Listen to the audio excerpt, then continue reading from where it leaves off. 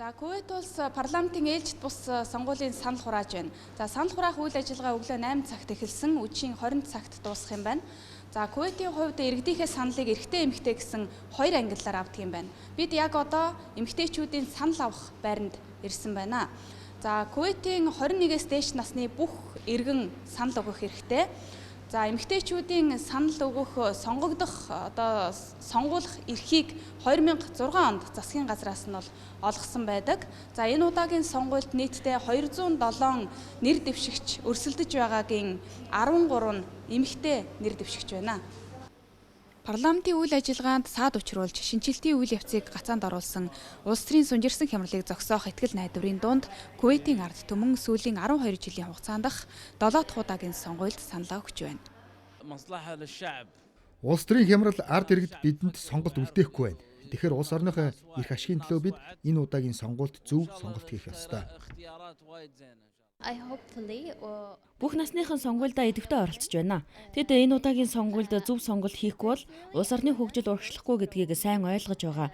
Иймээс тэд өнөөдөр өөрчлөлтийн төлөө саналаа өгч байна. Мөн өмнөх парламентод эрэгтэйчүүд зонхилж байсан. Өөрчлөлт төдийлөн гараагүй. Иймээс энэ удаад илүү эмэгтэйчүүд сонгогдно гэж найдаж байна. Кувейтийн ард иргэд парламентаа сонгож байхдаа зэрэгцээд тус улсын эрх баригч эмир засгийн газрынхаа сайдуудыг томилдог юм байна. Кувейтийн парламентын гол үүрэг нь хууль баталгаас гадна засгийн газарт хяналт тавьж ажилладаг. Түүнчлэн засгийн газрын аль нэг сайдад итгэл үзүүлэх хэсэг санал хураах, санал гаргах, асуудал хөндөх эрхтэй байдаг. Манай улс төр хямралтай байж ирсэн. Үүнийг ард иргэдийн зарим нь хүлээн зөвшөөрч, зарим нь хүлээн зөвшөөрдөггүй. Кувейтийн иргэний хувьд би жишээ нь аль нэг талд ордоггүй. Засгийн газрын асуудлыг зохицуулахаар авсан арга хэмжээнд хүндэтгэлтэй ханддаг. Ард иргэд маань улс оронд доктортой байдал бий болох хүртэл сонгуульд саналаа өгч байх нь зөвтэй гэж миний хувьд үздэг. За Кувейтийн парламент бол Арабын булангийн улс орнууд дундаа хамгийн нөлөө бүхий, хамгийн хүчтэй хууль тогтоох байгууллага гэдгээрээ ихээхэн онцлог.